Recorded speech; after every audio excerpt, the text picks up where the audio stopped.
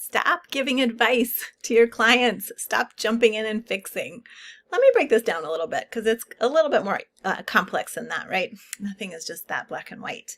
In motivational interviewing, the writing reflex is a term used to describe that tendency for helping professionals to jump in and fix, correct, or kind of persuade for change.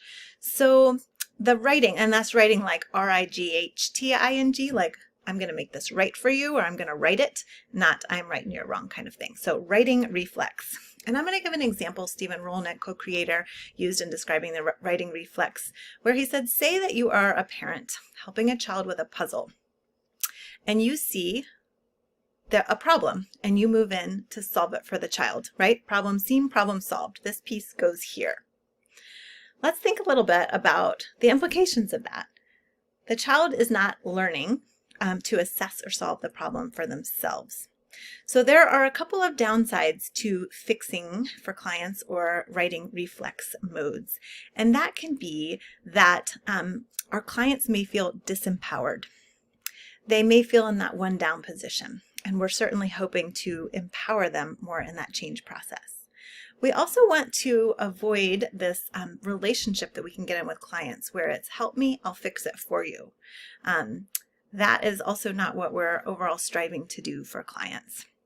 And the burden of responsibility of change lies with the person fixing if we take that role to jump in and do the writing reflex.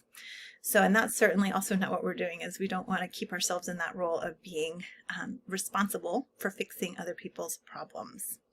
And also, using the writing reflex, giving advice, jumping in, tends to lead to poor outcomes as clients seek others to help or fix instead of learning to connect to their own intrinsic motivation for change.